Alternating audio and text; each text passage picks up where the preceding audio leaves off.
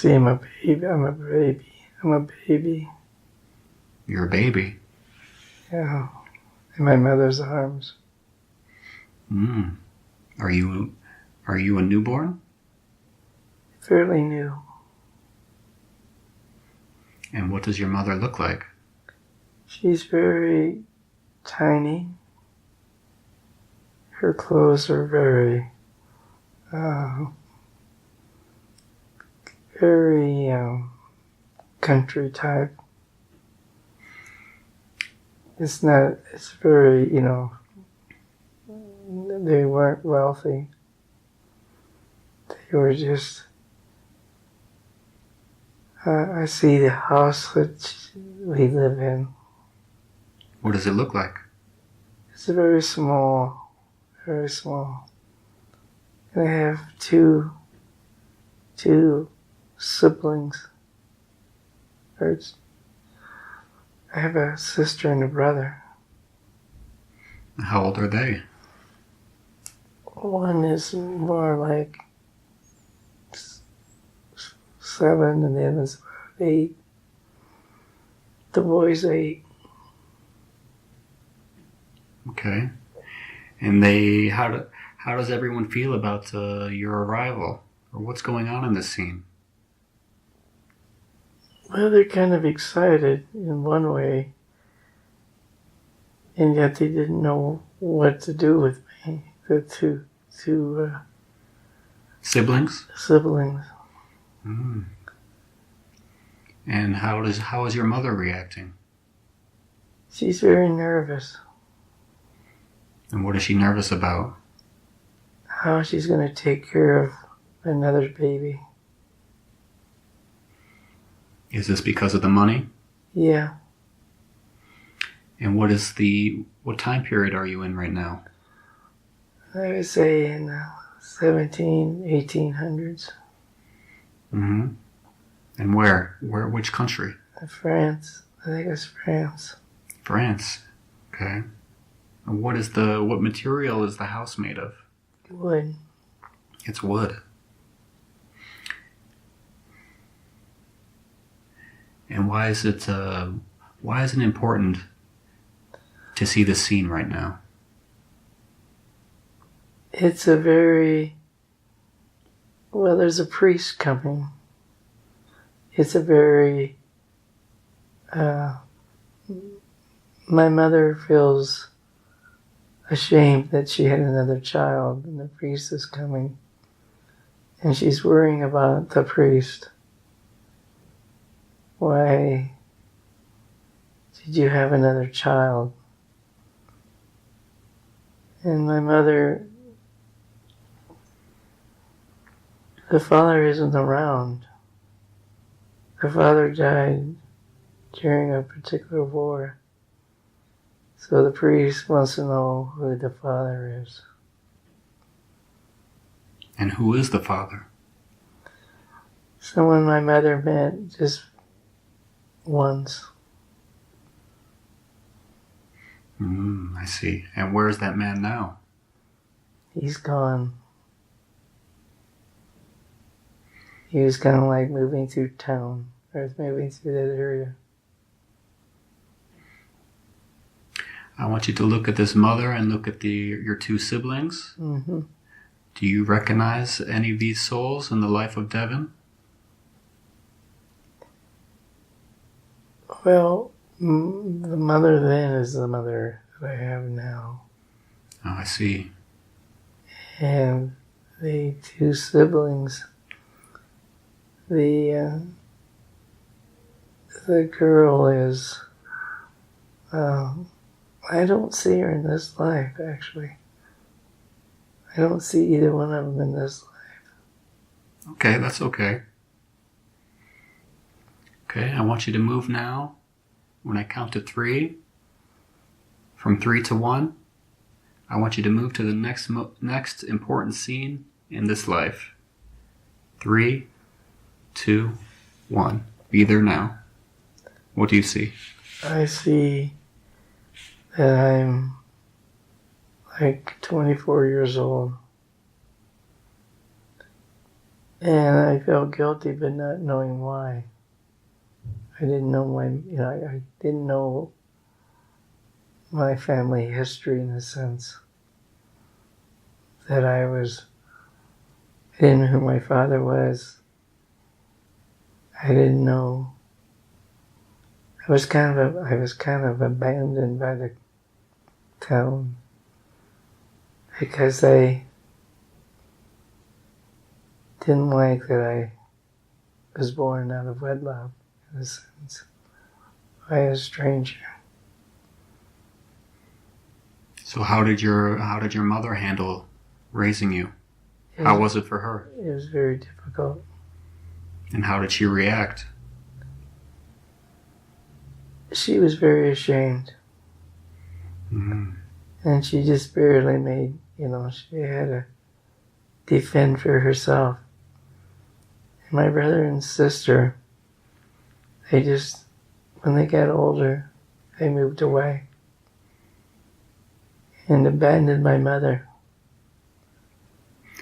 Why did they abandon your mother? Because they were so ashamed. Oh, because the whole family was affected. The whole family was affected. And where's your mother now? My mother, I still live with my mother, but she's very ill. Okay, and what are you doing? You're at this age. I'm at this age just trying to survive. Okay. Just doing odd jobs that would get us by.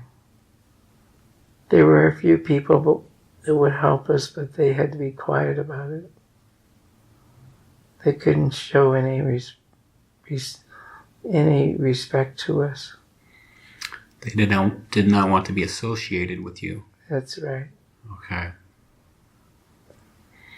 All right. I want you to move now when I count from 3 to 1 to the next important scene in that life. 3, 2, 1. Be there now. Mm-hmm. What do you see? Well, my mother died, and I moved away and started another life. And I educated myself. I took care of books, financial books at a bank. And I met a woman, and we got married and had a couple of children who we loved very dearly. And how was your life with this woman? It was really comforting, especially since it was away from the area that I grew up. It was so important that I moved on away. And it was important that I took care of my mother until she died. And how did things end with your mother? How was your relationship? It was good. It was good.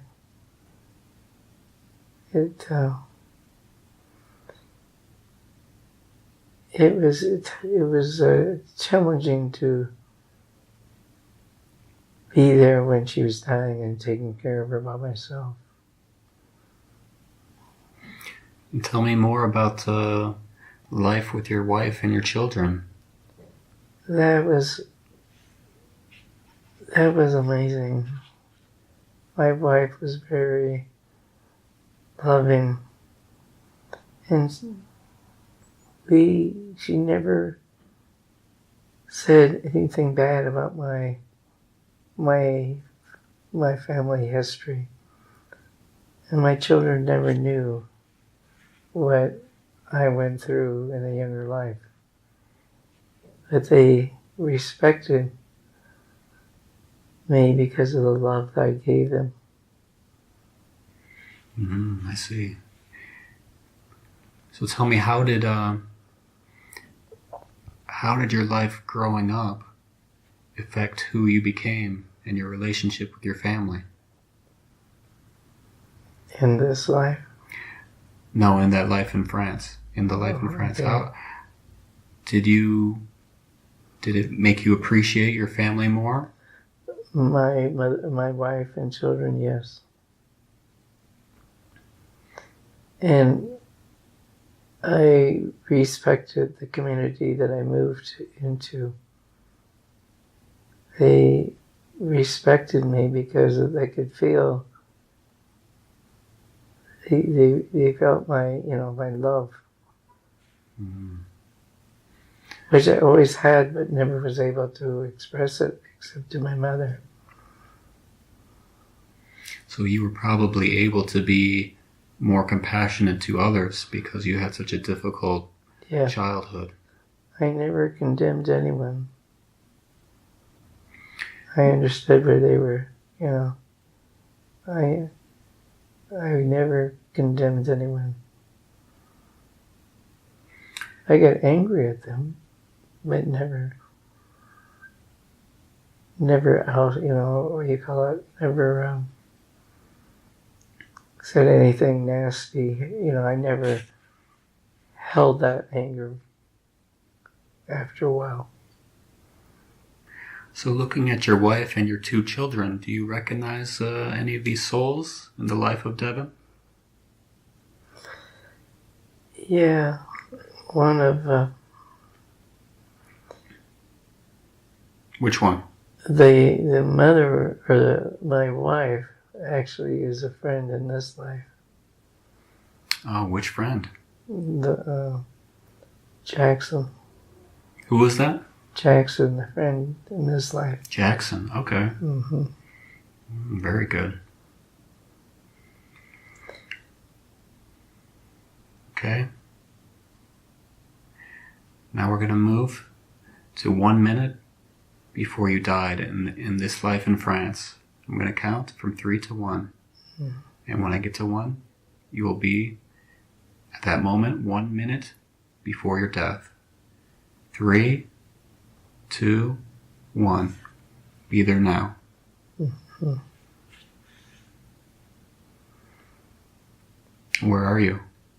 I'm in my bed, very sick. And people have been coming to see me and to thank me for what I did, how I helped them and how I helped the community. They were very appreciative. So it seems like you had both extremes in this life. Very extreme. You were outcast, and then you were became a beloved member of the community. This is true. Mm. And who was with you from your family? In my death? Yes. My wife and my 2 children, but they had their family with them. Grandchildren? Yes. How many grandchildren? 5. 5. Very good. And what do they have to say to you, your family, that now that they have to give you some parting words? They cried a lot. So they loved you very much. They loved me very much. And they thanked me. And they weren't afraid to say goodbye. They said goodbye.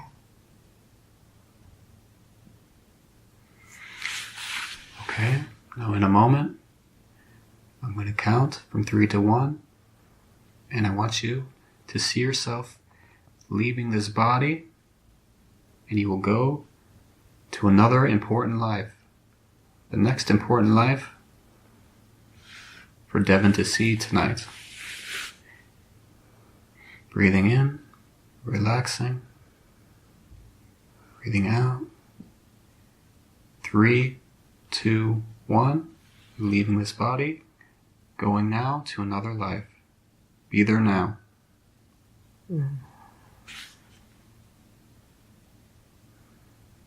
What do you see? I'm in Russia. Russia? Where in Russia? Near St. Petersburg. You're in the city or in the country? I'm in the city. And what do the buildings look like around you? They're very, very, they're beautiful. They're very old. They're very, the streets are well maintained. It's in the late 1800s. Late 1800s. Okay. I want you to look down. And what do you see when you look down at yourself? I see me in a priest outfit. A priest? Okay. And how old are you? I'm in my either late 20s or early 30s. Okay. And where are you going now? I'm walking to the church. Mm-hmm. And how do you feel about going to the church? It's a very disturbing time. Why is that? People are upset. There's a lot of discomfort in the town because of so much suffering. So much suffering. Is it just economic hardship or social upheaval? What is going on? It's economical problems. And it's causing a lot of fear. What are the people afraid of? Of survival. Having enough to survive. And how do you feel about this as a priest? It's not a good feeling. There's not much I can do. I try to tell them to really trust God and have faith in God. But the problem is I didn't have faith in God. And why not? Because I see that I felt God had abandoned his people. I see. Okay, I want you to move now, when I count from 3 to 1, to the next important scene in this life. 3, 2, 1. Be there now. What do you see?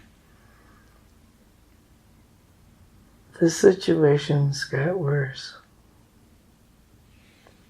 And there's riots and there's upheaval. And there's no peace anywhere. There's no trusting. There's this tremendous fear. No one trusts anyone else. It is becoming very ugly. And I decided that being a priest was not something I should be doing. So I left. And I left the church, I left the people, and I walked away from the city. And I wandered and just tried to survive. Where did you go? Out into the country and go through different communities, smaller towns. And then finally I just gave up. Did you die homeless? Yes. I see. Not only homeless, but alone. I see. Okay. I'm going to count from 3 to 1 now. I want you to let go of this body, let go of this very difficult life, and we're going to move to the next important life to see. 3, 2, floating through time and space, and 1, be there now, the next important life. What do you see? I see that things are beautiful here. It's in a very, it's on an island. An island. And it's very beautiful. And I have many friends. And I have a beautiful family. And I see many things that are very, very beautiful. Tell me what you see. It's, first of all, the ocean, and the beaches, and the palm trees, and a lot of beautiful birds, flowers. And what do the people look like? They look like they're from Hawaii type of people. And what do you look like? I was part of them. I was a female in that life. Female, okay. And was really well liked. But I was also being abused. What kind of abuse? Sexual. Sexual. And what's going on now? Who are you with? Well, there's a group of men. It's almost like I was a prostitute. Were you a prostitute? Not in a formal sense, but it felt like it. And are you there by your consent with these men? No. Well, how did you end up with these men? They kind of captured me somewhat. What do you mean by somewhat? They took me from, I was walking on the street and they took me to a place that was isolated, and they raped me. Took you by force, or they just invited you? No. By force. Force. Okay. And they then drowned me. Did you know these men, or were they strangers? I knew one or two of them. And that's why they drowned me.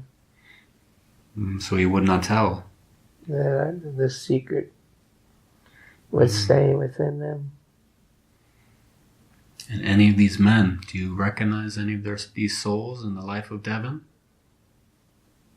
No. I see. But that says why I'm scared of water. That's why you were scared of water in the life of Devon? Yes. I see. And is there anything else we need to see or talk about in this life? No. No. Okay. Okay, I want you to see yourself now in the last moment of that life, and I want you to see how the soul leaves the body in the water, just like a person taking off a costume. Mm-hmm. The soul is invincible. This life was just a play.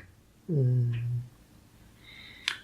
I want you to see your soul exiting the body in that Hawaiian type of life, exiting the body of that woman. And I want you to tell me now, what happens? What happens as the soul leaves the body of this woman? It's very peaceful, and I'm being guided. Guided by what? Towards the light. Mm-hmm. By beings of light.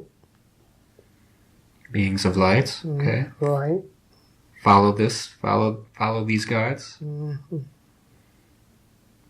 What happens next? I meet some beautiful angels that will take care of me. Very good. And they love me. And they tell me that this, and they actually showed me why this happened, why I created this. And why did it happen? I had abused all of those beings in other lifetimes. Multiple lifetimes? No, but I hurt them all. At once? In different lifetimes. Yeah, you're right. In multiple lifetimes? Right. Okay. So you're paying off all this karma at one time? Yeah. That's a big payment. Yeah, very big payment. And what is, now that you are your eternal self, a being of infinite, unconditional love and energy, how do you feel now? Do you need some recuperation, or what's going on with the state of your spirit? Recuperation. So what's happening next? In that area of recuperation? Well, just tell me what's happening. It's like I felt really ashamed what I had done. Ashamed of what? That I had raped them in other lifetimes. You raped them. Okay. And you have to heal this emotional trauma? Yeah, so I'm being helped with that. And how do they help you with this? What do they do? By allowing me to see why this all happened. And how do you feel about that? I'm grateful that I finally could release it from my soul. How did it feel to carry that in your soul? It was very, very heavy. Were you carrying that just in one life or in multiple lives? Multiple lives. Okay, and why does that feeling not get cleared between lives? What happens? Can you explain? I chose not to deal with it. You wanted to balance that in a physical life. Yes. Instead of in spirit. Yes. Okay, and now tell me, how are they helping you recuperate besides showing you what happened and showing you how the karma is being balanced? With great love. What are they doing exactly? It's basically just being in their presence. Okay, just feeling their love? Just feeling their love. And what does that do to you? It helps me balance. It helps me feel better about myself. Okay. And in that whole process, I see that I was not a victim, that I chose all those lifetimes so that I can experience what I experienced. Now tell me, how do you arrange for all of these men to show up in your life and rape you. How does that happen? How don't they have free will? How does this happen? They have free will. So how do you arrange for that to happen? When I rape them, you mean? No, when they rape you, to balance. How do you arrange that kind of life? It's agreement with their souls. Okay, so if they have free will, how do you know what's going to happen?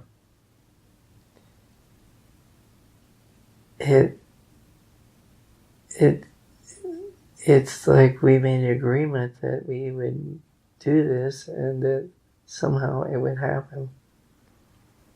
Okay. So now that you're with these angels, they're sending you love. Mm-hmm. Tell me what happens next. They prepare me for the next life. Prepare you for the next life. What do they do to prepare you?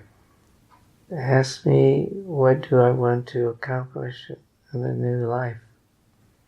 And who do I want to have there with me in this new life? Okay, and tell me what do you plan to do?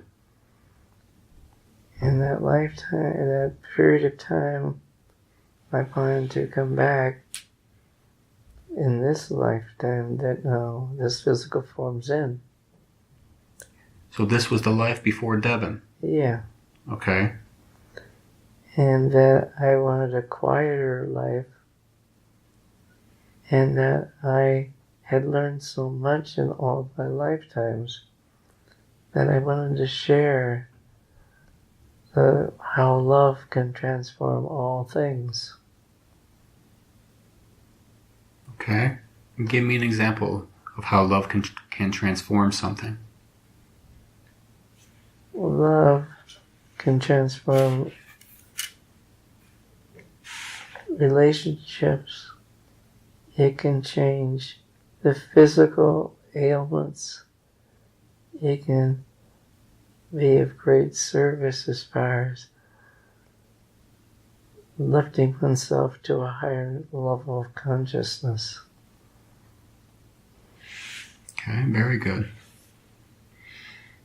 And tell me, what are you seeing right now? I'm just seeing really nothing at this point. Okay. Are you still with these angelic beings who are helping you plan your life, or am I talking to Devon's higher self right now? I'm talking to Devon's heart right now. To his heart? Mm-hmm. Very good. So how is Devon doing now in this life that he planned? He's doing really well. Can you explain? Many experiences in this lifetime has reminded him of the experiences that he has had in other lifetimes. And in doing that, he is bringing like what he calls pieces of the puzzle together to see how everything is connected. He sees that love transforms all things. He sees that in the life when he was a priest, that fear is not how people are going to transform. How living a fake life isn't really what you want to be. What do you mean by a fake life? A fake life is like living other people's, having an image and feeling that and being that image that people will accept. What he has done in this lifetime is that he's awakened to all those past experiences, not on the conscious level, but in his soul, so that he can use those experiences to help people, to accept people, and help them accept themselves. Mm-hmm. Can you tell me more? What did Devin learn in the life of that Russian priest? What he learned was that, first of all, he was not really telling the truth. He was not really understanding what Jesus had said. He was just repeating what he was taught by other priests or monks. He was being used by the establishment. That's why in this life he chose a seminary that would not tell him what to believe, but told him he needed to create his own belief system. But then as he moved on, he realized religion wasn't the answer. Spirituality is a better way of seeing life. And in that, he saw that you can see what the universe sees. Religion, he found out, is confined to human concepts that are controlled by fear. But in spirituality, it goes beyond human thinking. It's universal thinking. It's what's beyond thinking. It's universal concept, or universal, it's universal truth, universal laws. I see. And he has met so many people by diverse experiences that he listens to them all. He closes no door and see why did that information come to him. How can he use that information to help himself and others? He always tries to keep the doors open to new knowledge. He may not understand it totally. He may not always believe it to the extent that the person who's telling him believes it, but he doesn't shut the door because it may be an aspect of existence that he needs at this particular time. He also is aware that as he experiences things, that some of his old beliefs no longer is valid. But he has no problem with that because he sees it was a stepping stone to help him to reach a higher level. He now sees that everything leads to something else at a higher level if he so chooses. If he is willing to be open. He doesn't have to be stuck in any belief system. He's not attached to any of those things that he has learned. Yeah, he honors it, but he's not attached to it because it may evolve into something else. A little kitten becomes a cat. So he has to let go of the concept of the little kitten. But the little kitten had to exist for it to become a cat. So that's how he sees it. It's like everything evolves into something bigger and bigger and bigger. But we don't condemn the little kitten because he's become a cat. We have the little kitten and we're grateful for what it presented in the time it was a little kitten, and now he sees as a cat who has many different aspects that the little kitten didn't have. It's like we need step number 1 to get to step number 2. Yes. He always talks about you start at the bottom of Pikes Peak, and you have to take many steps before you get to the top. Pikes Peak? Okay. The mountain. Yes, I know that. Yeah. So you start at the bottom. It's a long journey. It's a long journey. Mm-hmm. But each step, it becomes closer to the top. And when you get higher and higher, there's much more beauty you can see. And you can see great distances. If you're at the bottom, you can't see very far in the distance. But the higher you go, it becomes much more open. And you can see much more. And you're closer to heaven. Expanded perspective. This is true. Okay. So I have some questions for you. Why did Devin plan to have a life growing up on an isolated farm? Mm-hmm.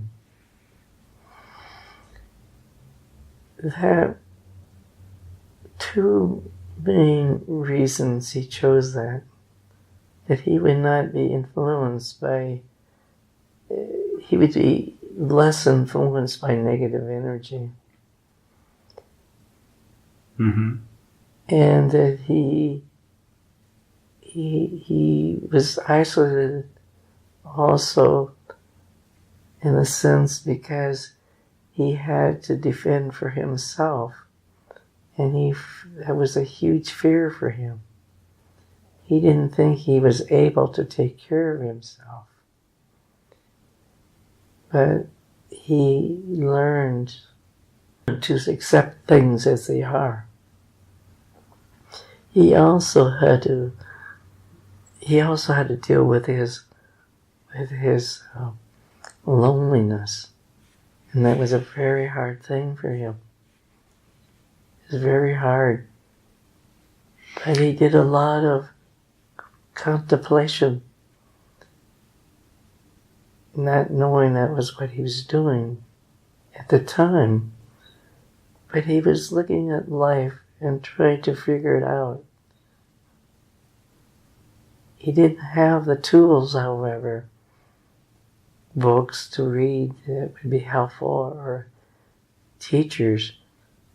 But in a sense, the teachers would have kind of put him down on the wrong path, would have created concepts that he didn't really later would have believed in, so he didn't have any attachment to any beliefs because he didn't get too much static from people's concepts. I see. Okay, so in the last session, Yes. we learned about the life as a French aristocrat. Yes. With the woman, her name was Kalila, the first, or Kalila, the first or the second? Kalila. Kalila. Okay, and did she graduate from the School of Earth in that life? Yes, to a certain degree, yes. And what does that mean? What's happened that she was able to, what goes on in that kind of experience where she's graduating? What has she learned, or what did she develop? Mm-hmm. Well, it wasn't just in that lifetime. It took many lifetimes. It took lots and lots of experiences of hate and fear and doubt and confusion. But the beautiful thing she did was she saw her own preciousness, and she saw how she understood what love was, and she understood that she was part of oneness. She was an aspect of the divine within her. And when you understand that, not only did she understand it, she experienced it over and over and over again. And she shared it, but not with words or actions, but just with her just being. She understood that just being is the key. Being in love with life, existence itself. She understood that everything was possible. She could create anything she wanted. She had the ability to be her own divine self and expression. So when that happens, then it's you've reached a level that does not require this earthly concepts or this earthly life.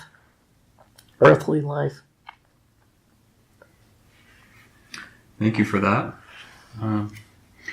Now, Devin had a dream where he saw a shiny red cart, a shiny red wagon, I should say, and it was like a child's wagon. It was new, very clean, and there was a farm cart that was very large. It seemed kind of broken, and it was full of bullshit. Can you explain the meaning of this dream? These symbols?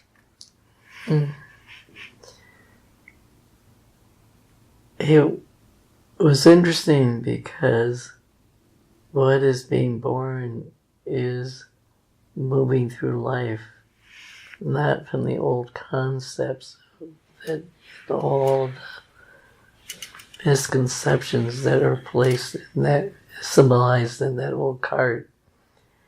But he's developing in this new little wagon. He's developing his own awareness. He's not being run. He doesn't have to be run by the old concepts.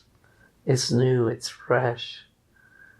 And it's small because it's just starting. He's starting to live his own life and not be so concerned about how he is to be fit, how he is to be a part of society. He can just be himself. And are there some old concepts that Devin still needs to let go of? Yeah, one of them is that he still does believe he's inferior to others. And that has to do with his how people saw him in grade school, and how he saw himself in grade school, that he was unintelligent. Well, in some ways that's true. He didn't understand this existence here. He didn't understand the things that school teaches. That's not what his mind operates under. His mind has been programmed to see life differently, to see it at a higher level. And language, for example, is not something that he brought into this life. He had his mind has a hard time dealing with language because he wanted to use his mind more in the spiritual, more in the intuitive, channeling way. And so he put more emphasis on that side of his life and said that the things of learning about language was not so important, that really the biggest communication tool is love, is being in the moment with love and accepting people as who they are. Now, he did bring in some concepts of other people also, which is a reflection of him, his own self, that he's been cleaning up. And when he judges other people, he's judging himself. And so he's starting to see that when he gets angry or frustrated with other people, he's really angry and frustrated about himself. But as he discovered in the last few months, he can laugh at other people because he sees his own self in those other people. And he says, why did I take myself so seriously? This is just a play. This is just a show that we're participating in to learn from. It's a learning, and he's learning that this is a learning, and not to take life so seriously. It's new for him. He still has what you call patterns in his mind to think this is real. But he's starting to break that a little bit by a little bit, like he's chipping away at that, so that he's actually seeing this is not real. This is only a play. And we are learning from this play by each event that we participate in. Thank you for that. Devin spent many years with a spiritual community here in Boulder. His friend Amritam channeled Oceana. Can you tell me who or what is Oceana? Oceana is a high being who has many high responsibilities and are on many universal committees. She has been upgraded by Master Shah, and they... she being Amritam or Oceana? Oceana. It's a being of actually a cluster of beings. And Oceana is the name of the group, but it's also named, that's what they name the major spokesman. So the spokesman is a female energy? Or most people see it as female energy. Is that why you said she was referring to the spokesman, or what? What was the word she used referring to? The spokesman? Spokesperson? Well, I can't remember what I said, but what else? What was... You were describing Oceana as a she. Yeah. And most people see it as a she, but they don't see themselves as a she or a he. Actually, it's more of a he, but because it's coming through Amritam, people keep saying a she. Okay. But so it's above the genders. In a sense. Okay. Yeah, I think there is a more of a male energy, but most people think because it comes through Amritam, it blends with her energy. Yeah. And it was very difficult for her to do that. She had to go through a lot. She became very sick every time she would create she used to do more than just Oceana. She channeled many other of the 24. And her body had to adjust to that. But to answer your question about who they are, they come from a different reality, from a planet on the other side of Sirius. And some of the 24 have been on this earth and some have not chosen to come here. So some have experienced this life of this world and some have not. But they are beings that are really here to help raise the consciousness of humans. But they understand that we humans don't understand karma very well. And we got ourselves deeper and deeper and deeper and deeper into it.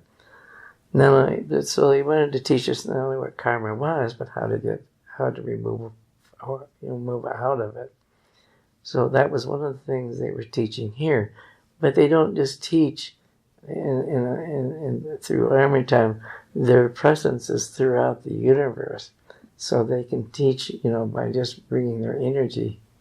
You can call upon them and ask them for assistance.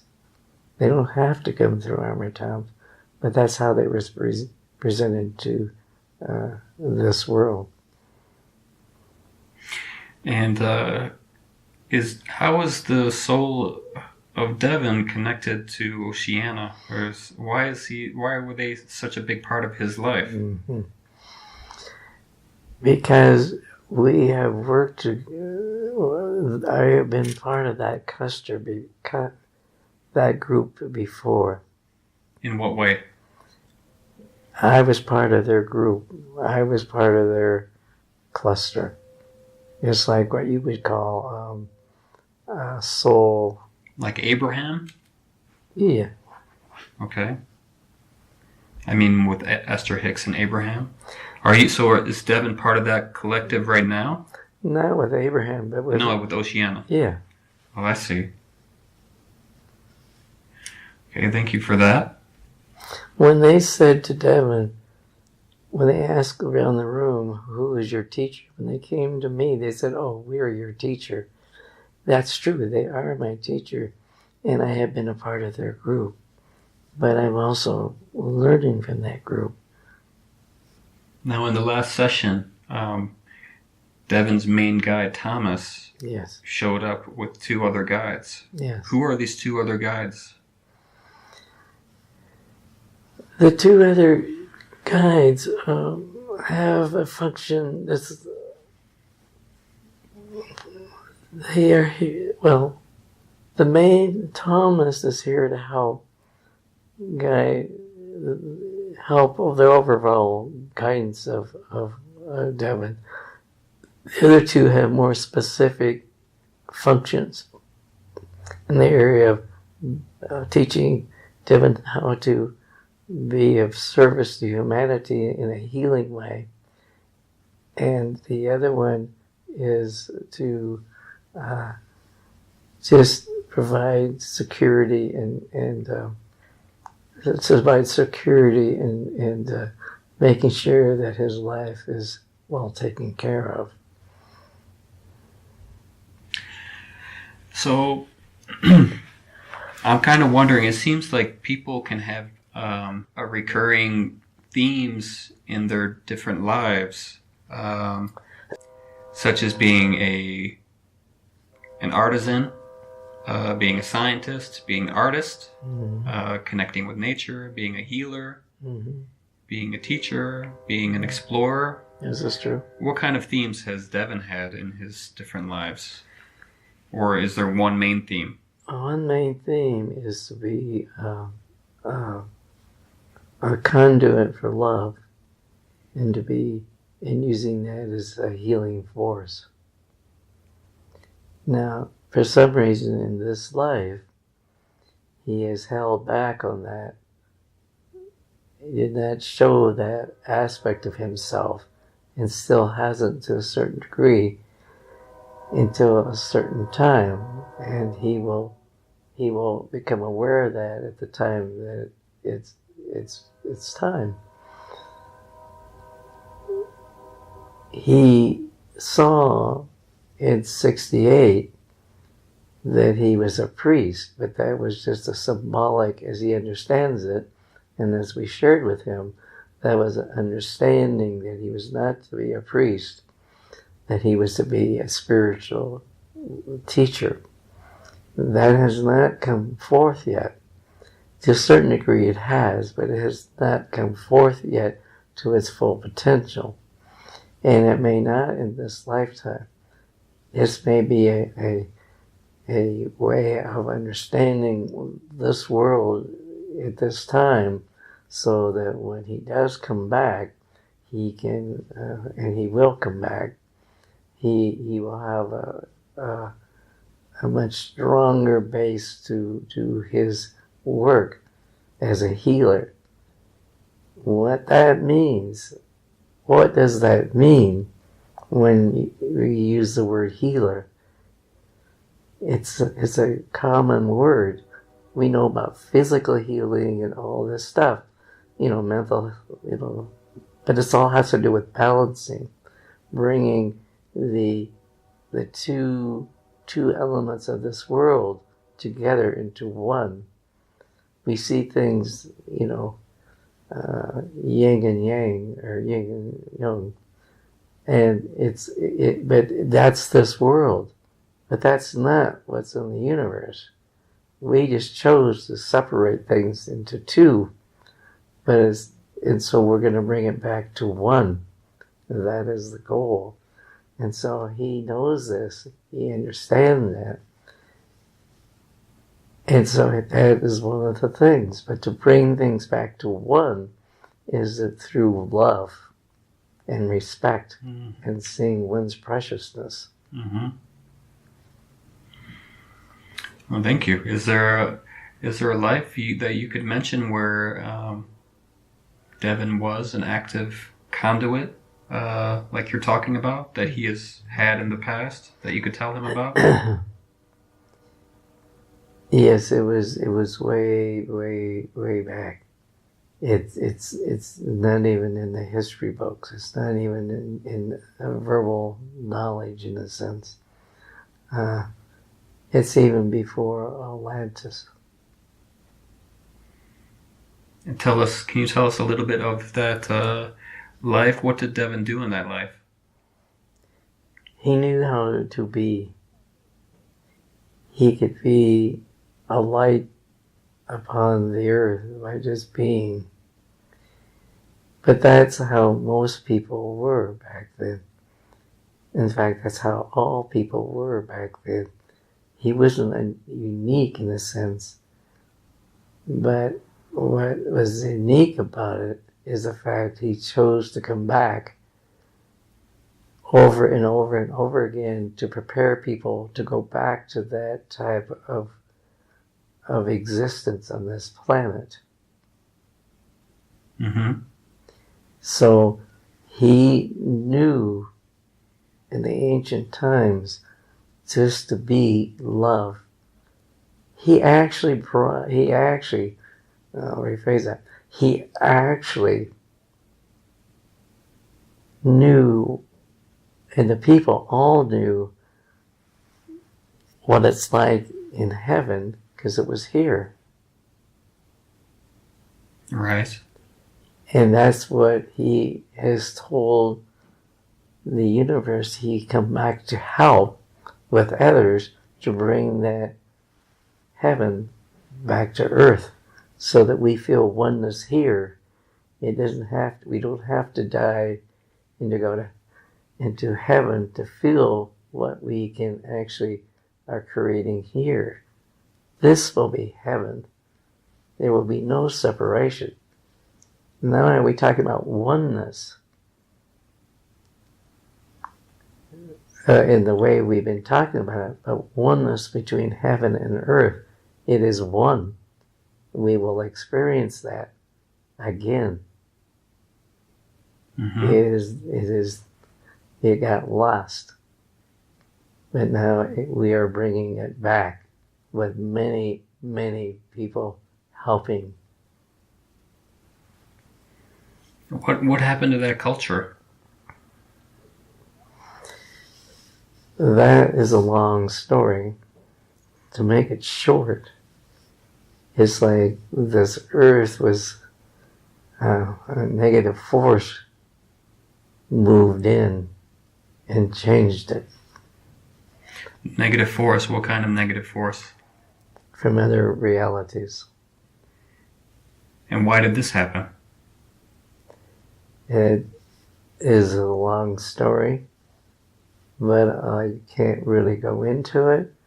But just say that those beings who brought that here are now really the ones who are helping to remove it from here. The ones who brought the negative energy are now helping to remove it? Yes. That sounds confusing. Can you explain why, or no? Is it not at this time? because they have seen the consequence of what they did. Was it intentional to bring in that negative energy? Yes. It was an experiment that went way off course. Oh. Is there anything else you want to say about that No. that culture? No.